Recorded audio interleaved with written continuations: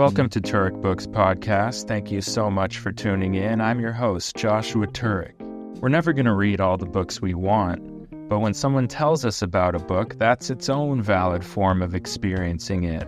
Our guests come in to talk about the books that left lasting marks on them as readers, and that becomes a springboard to who they are, who I am, and maybe who all of us are. So sit back, relax, and enjoy it. And who knows, maybe you'll end up grabbing a book or two. Maybe you've read some of them, and it's nice to hear someone else talk about them. We want this to be like a book club, but without the guilt. Portland, Oregon, it's Joshua Turek. I'm going to be at the Mississippi Studios Theater on August 24th. That's a Saturday night, doing stand-up comedy with local legend Simon Gibson. Come on out. It's going to be a lot of fun. Get your tickets now on MississippiStudios.com. Thank you so much for tuning in to another episode of Turek Books Podcast. I'm so excited for our guest today. He's a writer for Rolling Stone. He's written 2 books, True False and Ivyland. Miles Klee. How's it going? Great to be here. Yeah, great to have you here. I'm happy you made it. We both rode the bus here. Yeah, we're brothers in public transit, which is rare to find in LA. So, that's a soul bond. Immediate. Yep. Yeah, and also you and I have been friends on Twitter for years, it feels like. We've never met, so it's exciting just to get face-to-face and have an excuse to do it. Yeah, and nerd out. Yeah. Also, what is your birthday, March 22nd? It's the 17th. I'm a St. Patrick's Day baby. Oh, okay. So I have a really great time when I go out on my birthday because everyone is already blackout. So yeah, it's going to be a celebration whether you invite people or not. Mm-hmm. That's awesome. Yeah, I felt like we had the same birthday for some reason, but that's why we meet in person, to clarify these things. Yeah, you got to get it straight. But we could share like a party if we wanted. Yeah, we could. Absolutely. Yeah, we're close enough there. How's your book life? I mean, you're obviously a prolific writer. I've seen on the internet you've posted books that you've been reading over the years, it feels like, and I've always been intrigued. How's your book life these days? Good. I just wish I had more time to read. Something that's the funniest thing that I'm reading right now is Spinoza, the philosopher, because I'm in a book club with some other people on Twitter who wanted to read Spinoza's Ethics, which is like really difficult, and we get together on Sundays on a Zoom and try to figure out what the hell he's saying. And I have like a philosophy degree, but I haven't actually read stuff like this in like 20 years, and I can really feel how far my brain has slipped when I tackle this stuff now. Other than that, I'm reading some of my friends' stuff. Elisa Gabbert has a new essay collection out that I'm really enjoying. That's the other thing in my bag. It's called Any Person is the Only Self. And she's a great critic. And, there's not a lot of like top tier essay collections out there. And if you are into that stuff, you should pick her up because it's fun to see how she thinks. Yeah. Criticism of pop culture or art, or what are we talking here? Yeah, she talks a lot about books, actually, which is why I think your readers would be interested. One of the great first essays in it is about the pleasures of going to the library and specifically using the recent returns as a shelf to browse, because there's no actual logic to it, right? Like, it's not a specific subject or it's not alphabetical. It's just all the stuff that people have recently brought back to the library. She calls it kind of like an anti-recommendation algorithm. And she's like, yeah, you discover great stuff because, this is what someone else who was at the library was interested in and what they've just returned. And it's just sort of like a fun thought experiment. It's brilliant. Yeah. And it's in your neighborhood. So, you tend to there's tend to be similar types of people in your neighborhood. Yeah, the return shelf at the library. That's so cool. And you were talking about your book club for the philosophy book that you're reading. Does the book club help with the brain atrophy? Or do you guys all are you just there to bond over how much you don't get this book? It's a good, it's a good mix of people who are going into it sort of ill-equipped, which I would consider myself one of those people. And then there are people who are, you know, much more advanced and have more advanced degrees and have spent a lot more time reading stuff at this level, and they help out a lot for people like me. But you know, when I was in college and studying philosophy, it was just because I was a stoner and I liked riffing on stuff like that, and so sometimes I get to do that in here when something really clicks. You know, you get to joke around about it. I think that for me is the best part of philosophy, is like when you can kind of dumb it down to like dorm room level thinking, and you're like, oh yeah, that's yeah. Oh, it's like the Matrix, bro. Yeah, make it accessible for everyone. Right. Yeah, philosophy for dummies. Wasn't there like a book club in the news for Finnegan's Wake, and they meet every week to talk about one page? That sounds like an incredible commitment. Right. Well, I salute them if they do that. Yeah, you know, that's funny because I've never read that. I've only read Ulysses. I've never read Finnegan's Wake. But I feel like I would just approach it like a book of poetry, where I'm like, I'm not going to really try to piece this together. Like it's got its own, it seems to me like it's got its own logic and narrative flow, and you're just going to have to ride the wave. I don't know. I like that. I'd be interested to hear like what they actually talk about, and whether, I mean, I'm sure there's like, you know, Finnegan, you know, there's Ulysses readers and there's like Finnegan's Wake I'm sure there's guides to all the little hidden things you're not getting, but even like a scholar of the book, like, you know, probably they're accessing 15% of what's going on. Right. It's amazing, like the intention that like great writers will put into every little detail, and then just like the things that like people will feel but they'll never really like dial into. And like you said, taking each page almost out on a feeling basis more than you would like dissecting the meaning and dissecting the, you know, plot, if there is one. I mean, I'm sure Joyce would be really happy to hear about this club, since I think he was, I believe he was annoyed that World War II overshadowed the release of the book initially. So, you know, good to see that it's finally getting some attention. Yeah, war is selfish, you know. Yeah. That was, they just weren't thinking of literature. That was the problem. No, it's like the guy who tried to assassinate Trump. Like, couldn't he let Richard Simmons have his day? No. It was really rude. Well, that's cool, and I see you got a nice stack of 3 right here. I have 4. Oh, One 4. is just a tiny book because I'm a tiny book guy. Yeah. Like in the sense that they're just fun. Yeah. Well, I can. Oh, well, it's funny that you say that, because this book is not fun at all. Oh. We could talk about that one first if you'd like. Yeah. Let's start with the dark heavy. So it is. It is a French author, whose name you'll probably get some mad emails about it, but Huysmans? Huysmans for those listening. Joris-Karl Huysmans. That's the best I can do. Sounds good to me. It's a book called Downstream.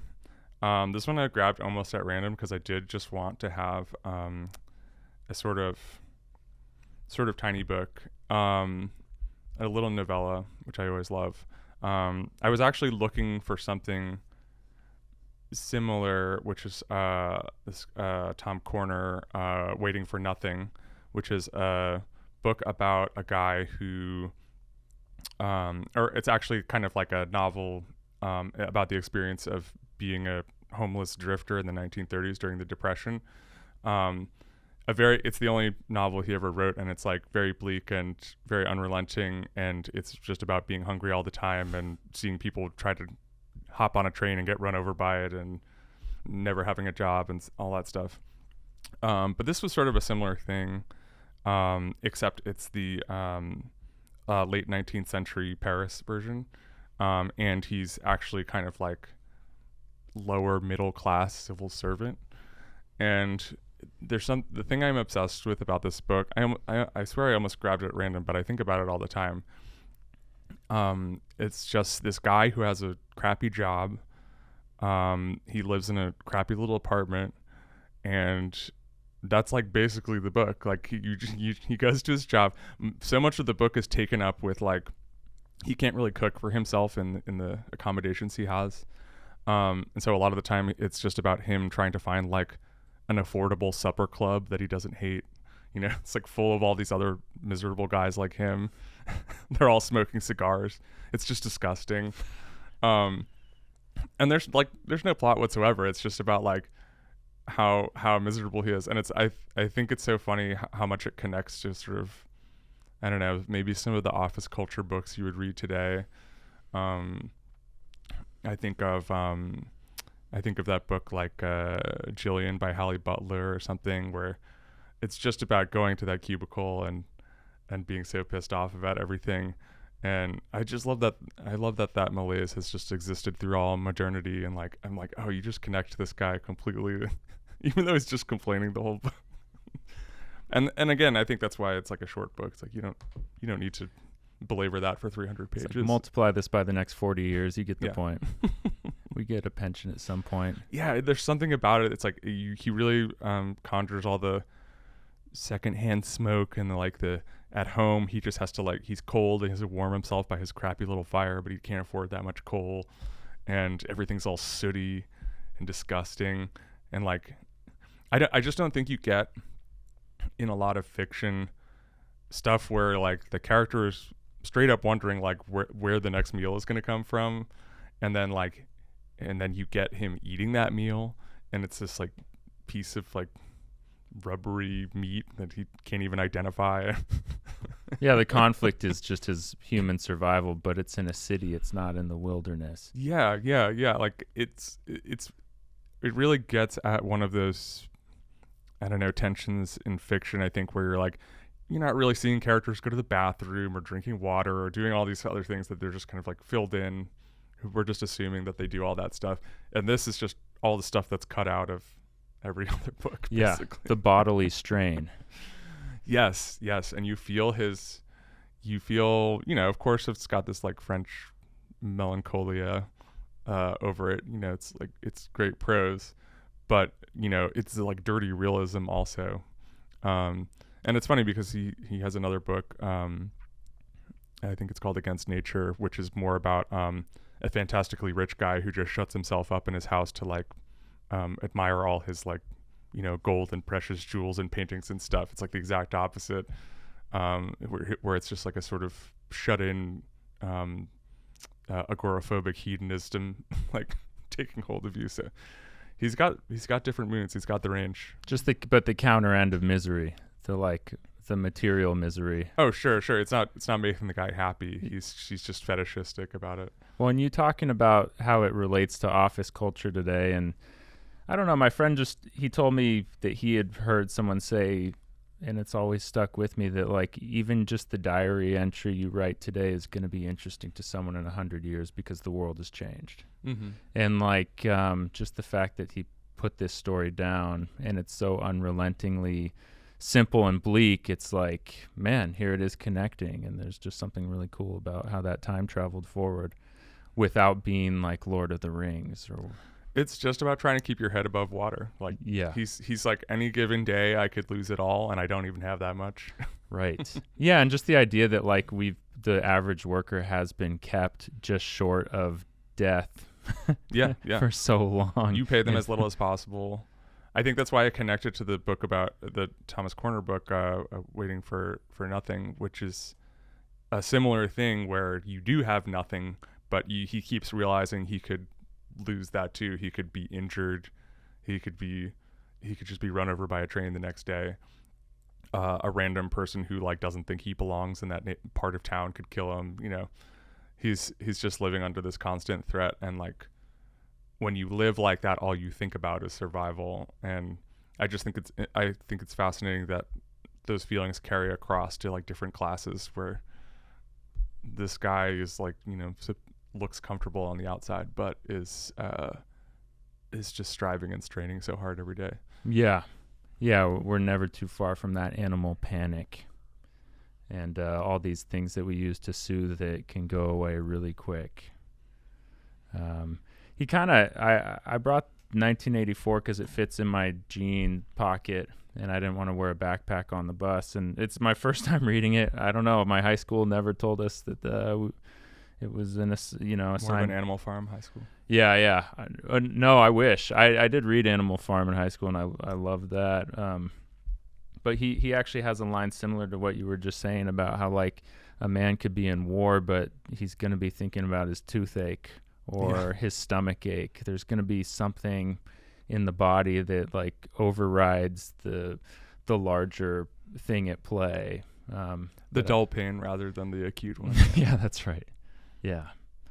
Yeah, so interesting how that connects. And, Orwell, from what I read his book Down and Out in Paris and London, he worked as like a busboy and dishwasher in these sort of unrelenting jobs. So something nice about writers who kind of can write about the working class experience without it being like bourgeois porn, which somehow it probably still ends up being that way.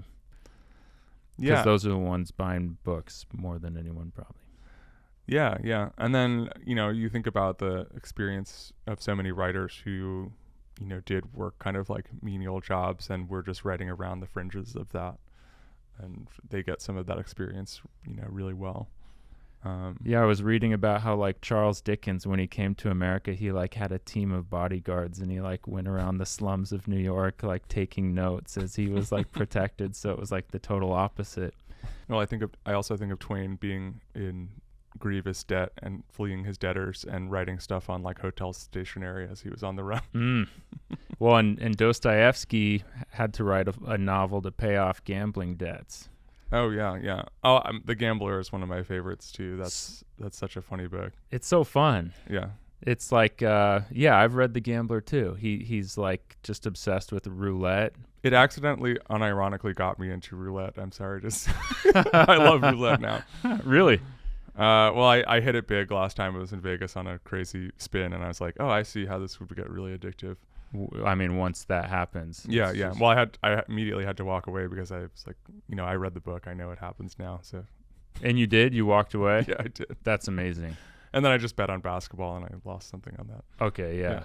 Yeah, because I was going to say, like, there's just a whole world of people who have their crypto stories where they're like, I was up 6 figures and I just didn't walk away.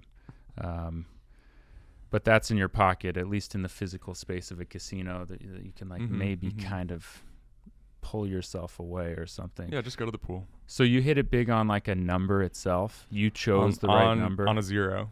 On a zero, which is a crazy bet that I like half accidentally made. No way. Yeah. And it's like I forget what the odds are, but the payout is something like 25 to 1 or something. No like way. Yeah. Wow. So you have literature to thank for that. Yeah. Well, I realized, I go to Vegas with my friends sometimes, and I realized that blackjack, you just kind of always, it's like attrition, like you just eventually lose it. And like roulette, you're like, it could happen. It's your best odds. Yeah. Yeah, nothing like a lottery ticket sometimes. I'm with Fyodor on that one. Okay. Yeah, the richest writer I kind of know, whose name I won't name, but yeah, he kind of like has lost a lot of money at the horse races. Oh, sure. Yeah, in LA. Which, I don't know what the connection is between writing and gambling, but I'm sure there is one. And artists too. The artist Robert Irwin was a great horse gambler, but he was actually like really good at it. Oh, really? Yeah.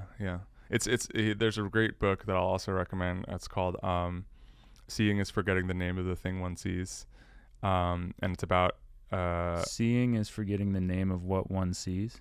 The thing one sees. Yeah. The thing one sees. If you just look up Robert Irwin, you'll find this. It's a guy who interviewed him for much of his life, but his art is great, but it really covers this one part. It also covers this one part of his life where he was supporting himself through horse gambling. Nice. And the guy was just a genius, like the artist genius. But the way he talks about the horses is really funny. He just had this analytical approach to it. Every gambler has like their quote unquote system, right? But this guy's an actual genius, so it works for him.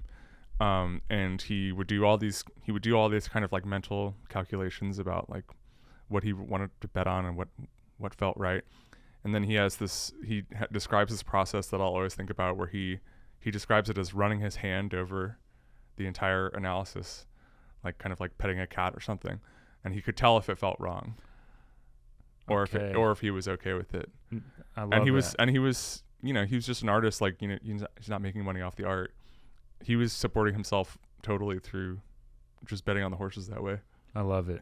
So you hear that with scientists too. They say, like, when they're working on or mathematicians, when they're working on a theory, it's often like, if it doesn't have like a certain inherent beauty to it, they know something's off. Yeah. And it's like from like just an aesthetic point of view more than it is like the actual hardcore data of it.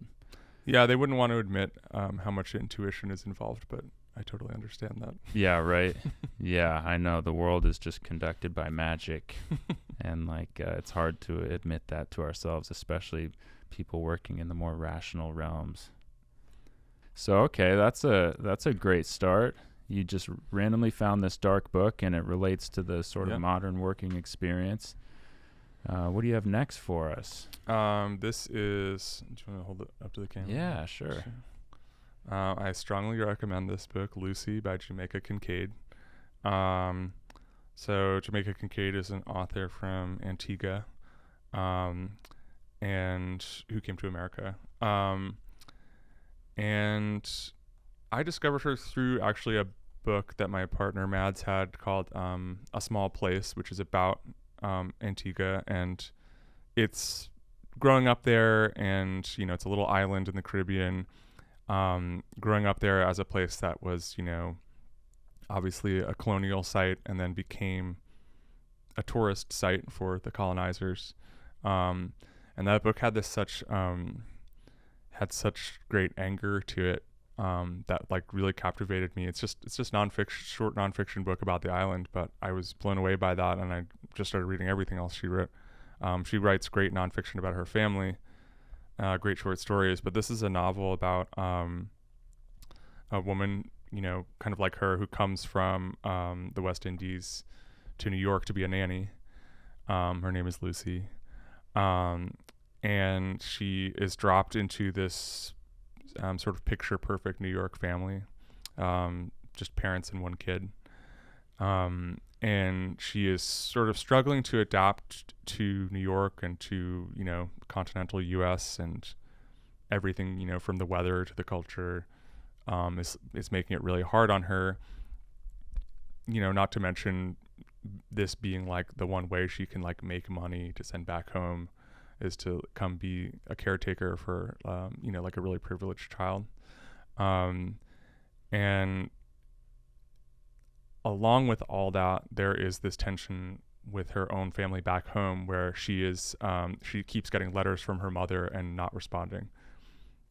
And you just know through kind of the expert storytelling that Kincaid uses that there is some like deep dark break with her and her mother that is like completely unresolved, that she is maybe running from, that is maybe like refusing to deal with. And then in the meantime, the perfect family that she works for starts to splinter. The relationship splinters, and she's kind of at the center of it. So it's also like a very like angry book. I felt it is just like unlike any other kind of immigrant novel I've ever read, or novel of like immigrant or diaspora experience.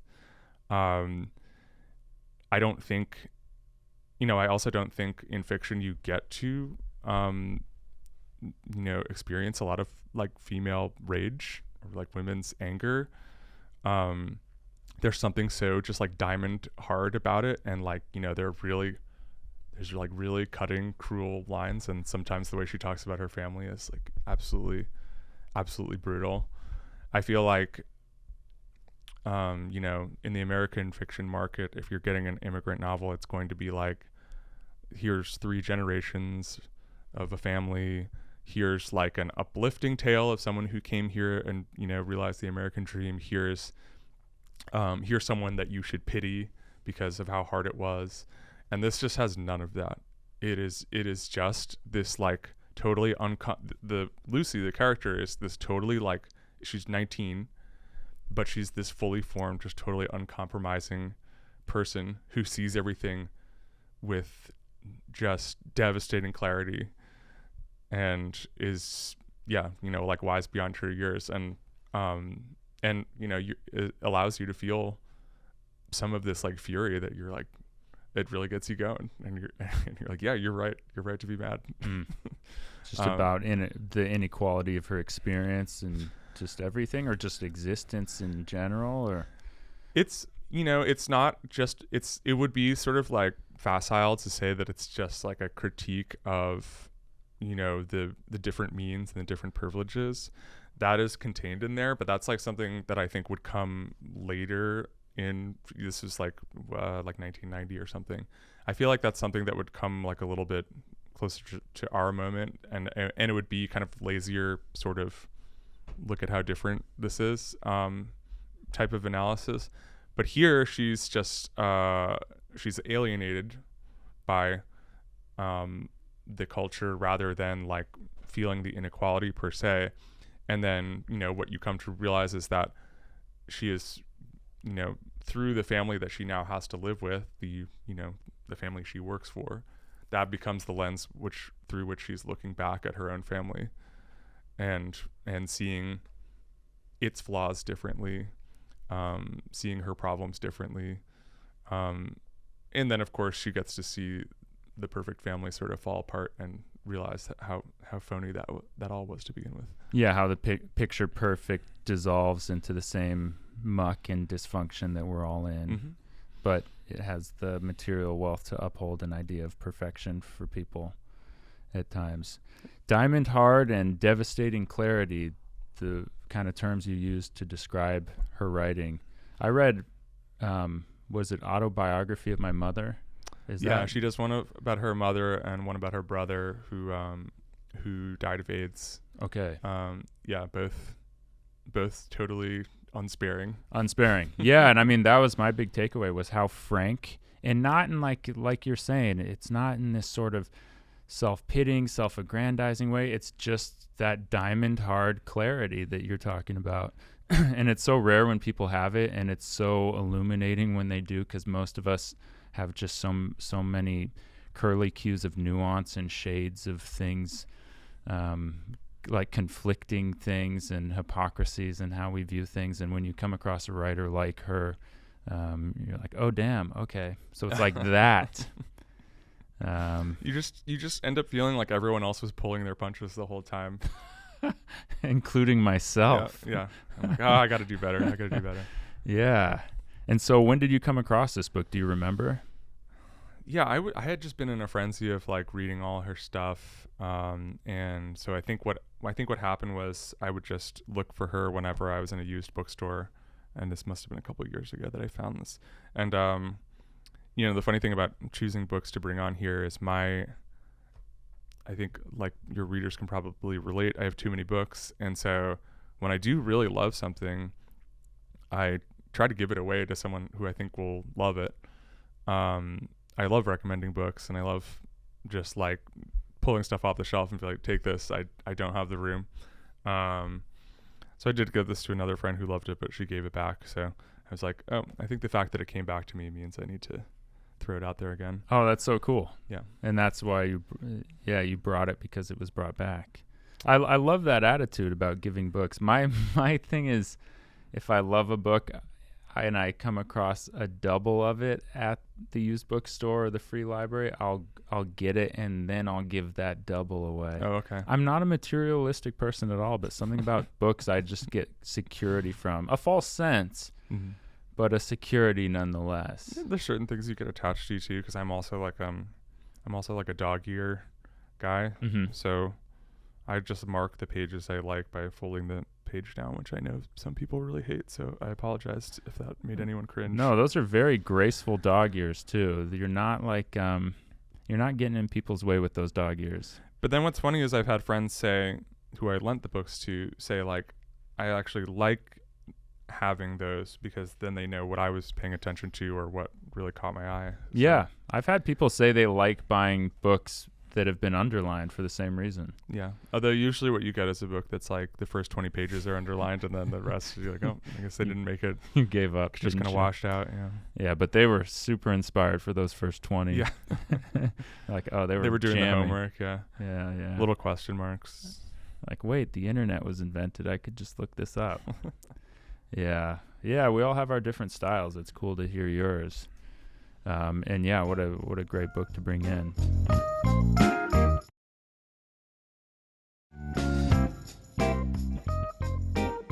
So, yeah, what else do you have in your stack for us? Well, now I'm feeling guilty that like the stuff is all dark. Don't worry, there's the last one is like a funny one. So guilty that it's dark in what way? Like you wanted to bring some levity to it or something? Yeah, no, like I said, I think the last one will do that. But this is these are short stories by Thomas Bernhard, the Austrian writer of the mid 20th century.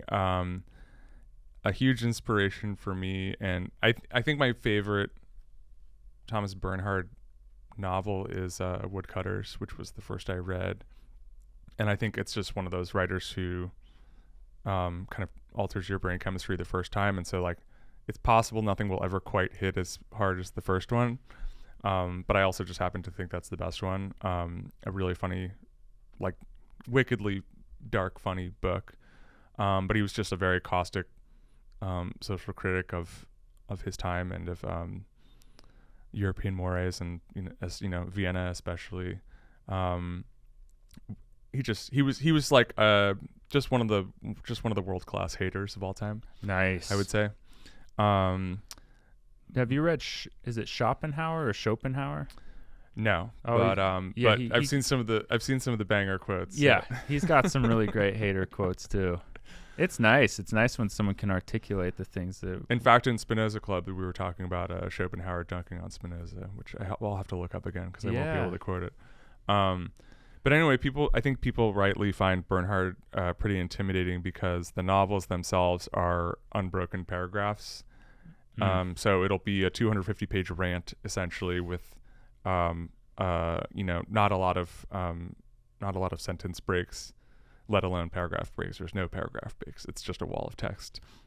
And you have to kind of, if you're going to put the book down, it can be tough to get back in the flow again because it just carries you on with this relentless momentum. But what I brought was something that's been more directly influential to me, which is called The Voice Imitator. Oh yeah, I'll hold it for the cameras again. Now these are basically all page-long short stories, so they're like flash fiction. My story collection, True False, is there's longer stories and there's a novella in there, but in between that, I do have a lot of one-page stories that are like very much inspired by Bernhard here. And it's funny because again, his style is the paragraph, right? He could do a 250-page paragraph, or he could do a page-long paragraph. He kind of doesn't seem able to do anything in between that, for the most part. He's not like a short story guy.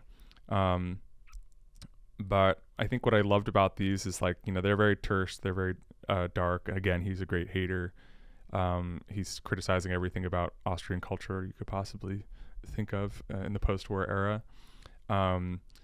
I think what really works for me here as like someone who has been in journalism for a while is he really draws on the style of a newspaper column or a newspaper item, just even dry, basic hard news, because he was a court reporter for a long time. And some of these stories are even taken from, he would be sitting in on a trial for a guy who had murdered his whole family, and the guy would, say something that really struck him as something like, yeah, we'll do a 5-sentence short story that ends with that guy saying that horrible thing.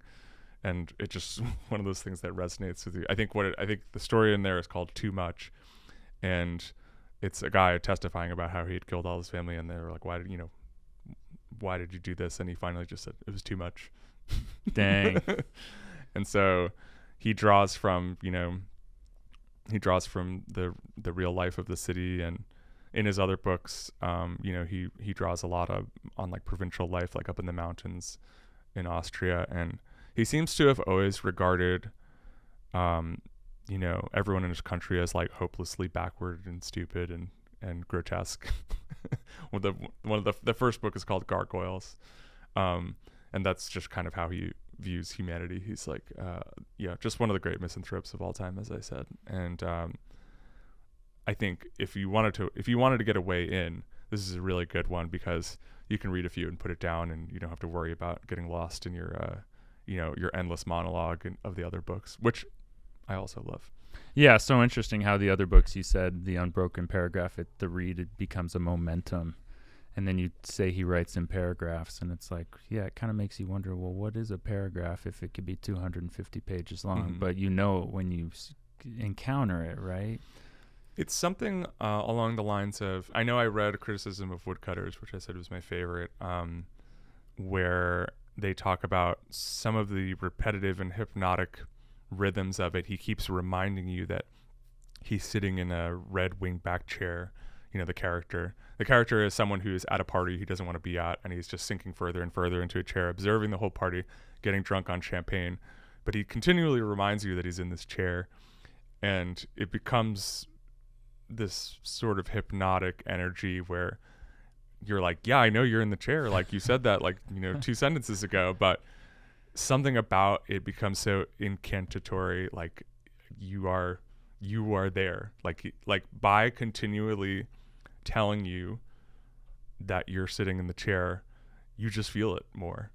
It's not some cursory detail that he throws in at the beginning and you're like, oh, I'm supposed to remember he was in the chair. He's like, no, you're remember we're in the chair. And I don't know, there's something about that just totally brings it to life for me. But that book also has the great quality of all taking place in like one night. And they're all waiting. They've all just seen a production of Ibsen's The Wild Duck, and the party is being held for the star actor. So they're all waiting for the actor to be able to eat dinner, but the actor's late. So they're just getting shit-faced. And he's getting more and more pissed off with all the creatives and rich people he's at the party with. But man, you feel it. You're trapped there with him. It's and I think some of the repetitiveness and some of the almost incantation quality of that stuff is just totally unforgettable.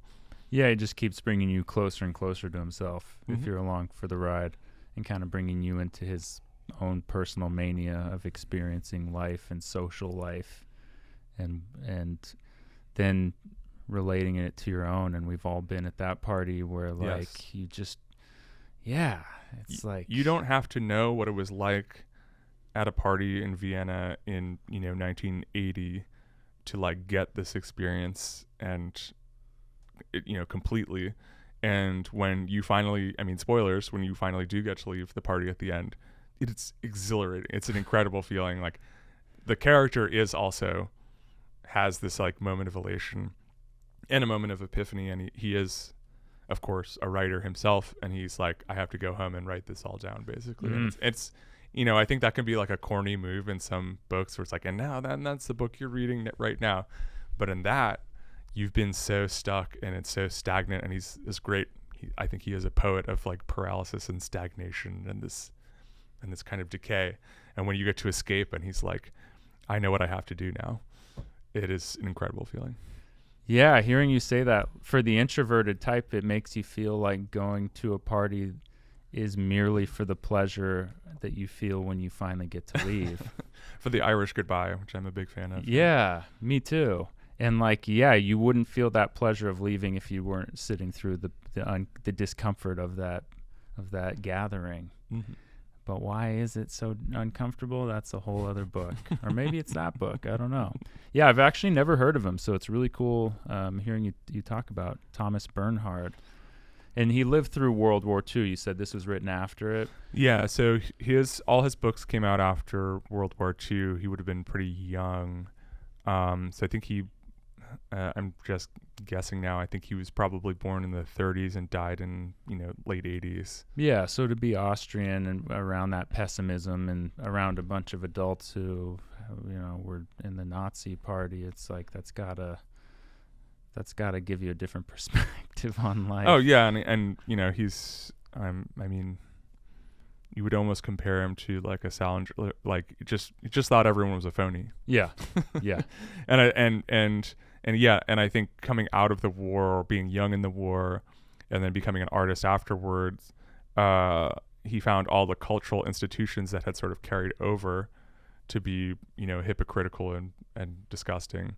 Right. Because, he was like, what was actually worth saving from the culture that brought us to ruin and everything. And he actually has a book called, it's actually a collection that's called, one half of it is called My Prizes, because they kept giving him awards in Austria. And he kept just getting up and giving speeches about how much he detested everyone and thought the award was bullshit. And Whoa. Again, greatest hater of all time. There's also something kind of like Wes Anderson comical about that. Oh yeah, I mean they loved him. They loved him as much as he detested them. And so this collection is great. It's all the speeches he gave. And there's also very funny stories about getting dragged to a ceremony after ceremony, which of course are the worst part of it for him, even worse than whatever the prize stands for, is having to go to the ceremony. And so there are really funny stories about having to buy a new suit that he could wear at whatever stupid ceremony he doesn't want to go to. And I am not an acclaimed writer in that sense, but I totally relate to not wanting to go to the gala or get your tuxedo fitted or whatever. He's not about that life. Yeah, like, not that people are banging down the door to get writers there, especially these days, but when they do, it's like, yeah, you can't take a more ill-suited person to be the star of the show at an event. Someone who loves retreating into their own fantasy to then expect them to be a good speaker. I always loved that Beckett didn't give a Nobel speech. The silence speaks volumes. Really? Yeah. Well, and you brought up Mark Twain earlier, and I think like the story I heard was that he got into all that financial trouble and he had to go on these speaking tours. Right. And he hated it. He might have been a good orator, but he hated doing it. Which, yeah, it's like kind of damning. That the way to get himself out of it was to have to go be in front of people, but people were better for it. I always wonder, were there other people because I've read some Mark Twain over the last couple of years. I read that book Roughing It, and in my mind I'm like, okay, so humans have not gotten any funnier in 150 years because this man is so funny. And it's like, or were there other people who were funny at the time whose books just didn't make it through? I'm surely there were, but like, I don't know, something about Twain. It's like, this guy is so funny. He's like hysterical. It's funny that you brought up that book, because I was just reading something about how Chuck Jones, the animator, was inspired to create characters like Wil E, Coyote, because he kept reading Roughing It.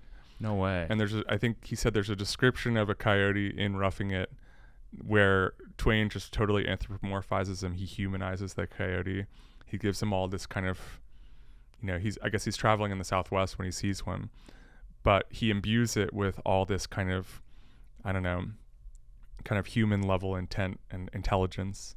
And that's why we have Wil E Coyote, who is like, trying to outsmart the Roadrunner and buying stuff from Acme products and all that stuff. And Chuck Jones said it was like he would read Roughing It like he read it for years over and over, like from when he was a kid. And that was like a big inspiration on like Looney Tunes. No so kidding. When you say it's like the funniest book ever, you're like, yeah, it gave us some of the other funniest stuff ever because it's that good. Saturday morning cartoons. Yeah. It was always about that sort of like being just one step too far ahead of yourself. We were talking about like The Gambler and stuff, and like The Luck of Roulette. Him and his friend, they stumble on this silver mine. They finally get it, but the rule is you got to go back within 24 hours and just put your claim down. And both of them assume the other one was going to do it, and so neither gets the claim. Or like he's riding in a covered wagon from St. Louis up to the Silver Rush in Nevada, and it's like this treacherous, bumpy, terrible ride. And he's like, little did I know, in less than 10 years, you'd be able to ride a train and be eating spoon-fed caviar, in the safety of a carriage. Just kind of like that, that perfect sort of man who's just like fate keeps slipping for him. And cool that it's to hear that it's inspired works like that. Surely.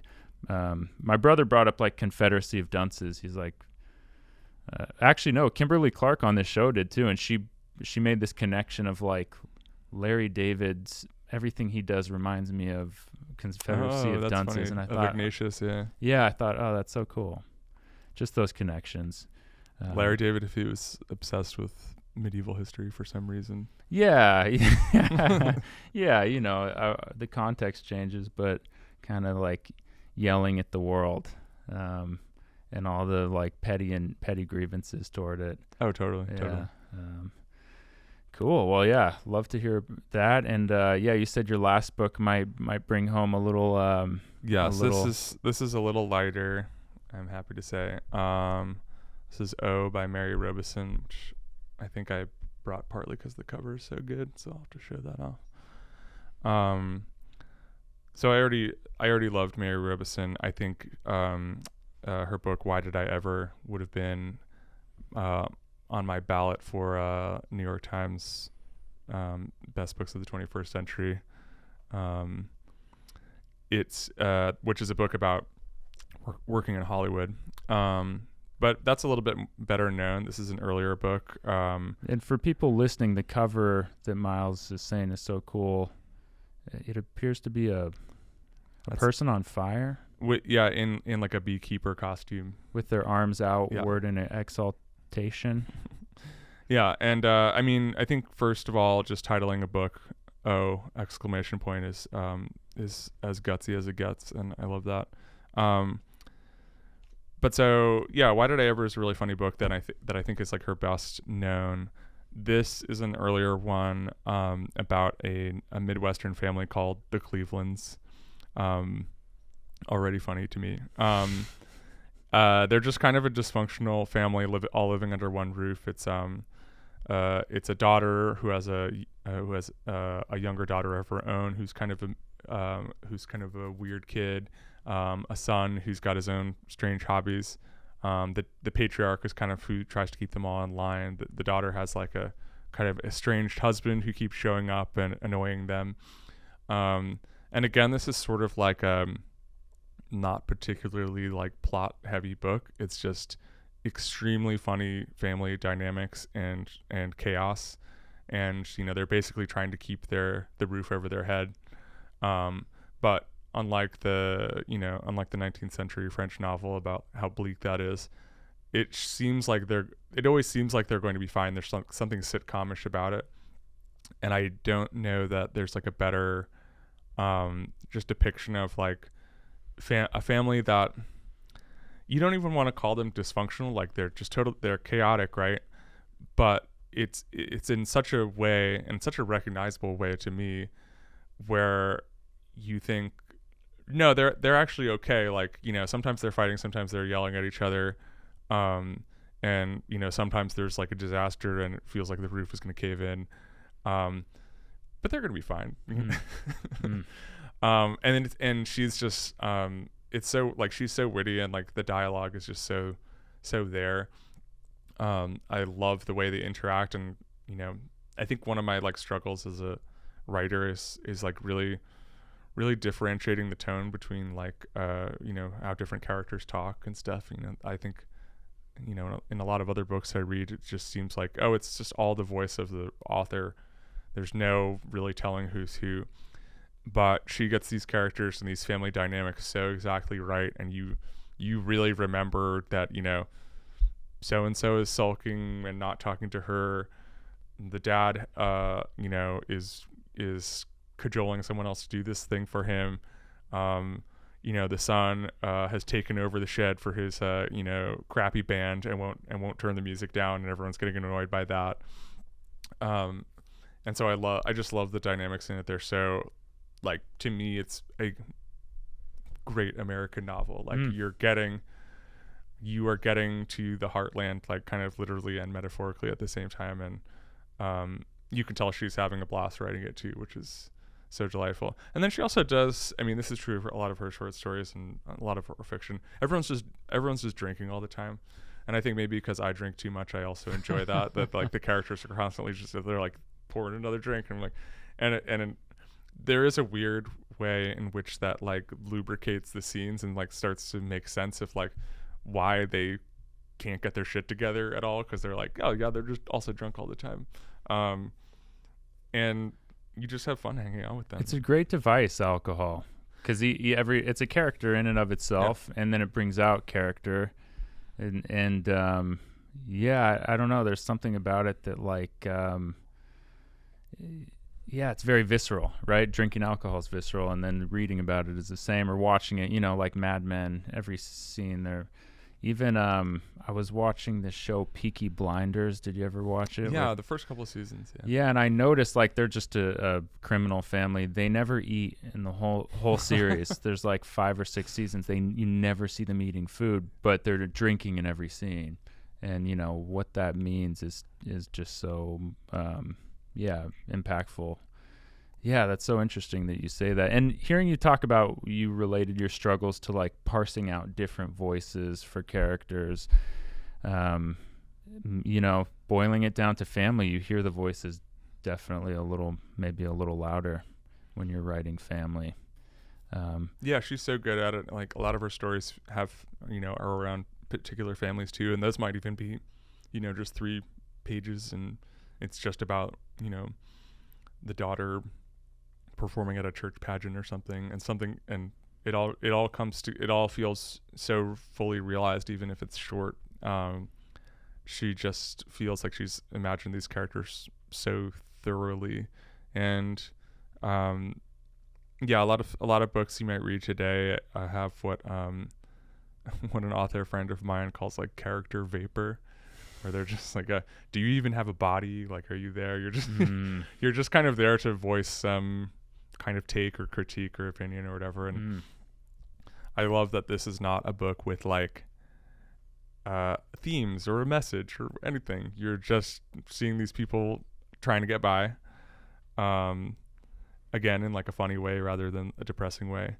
And there's of course there's calamities. Of course someone's gonna like crash their car, and the ex-husband is like a point of annoyance, and like it can really skirt close to feeling like it is going to tip over into disaster. And that's sort of the joy of it. It's like it never the wheels never quite come off, but you are constantly being sort of threatened.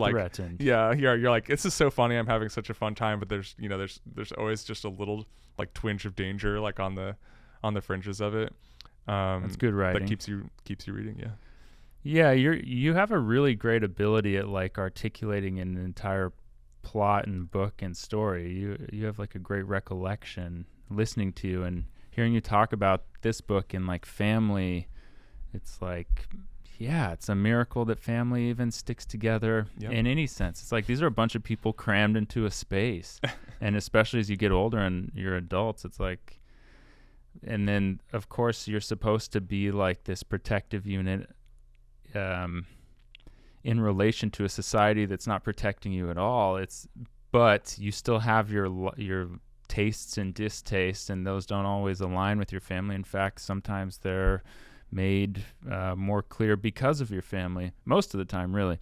I don't know. Just hearing you talk about this book kind of just like got me like kind of spiraling about what a family actually is and how like profound and intense it is. You're looking out for each other, but you can have your own worst enemy like in the house with you at times.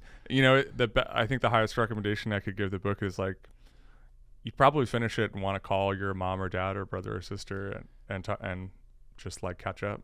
Dang. Honestly, yeah. Dang, that's a great recommendation. And like you were saying at the very beginning, with an exclamation. Yeah, little surprise. When I hear it, it's like, something I was meaning to tell you, and then there's a whole book. Yeah. Or just you walk into a room and see something you weren't expecting, and there's like a subplot about the father, the elder patriarch, trying to date a new woman. He's bringing her over, and none of them like her, stuff like that. And you walk into the room and like, oh, dad is drinking highballs with his new girlfriend. Now you have to talk to her.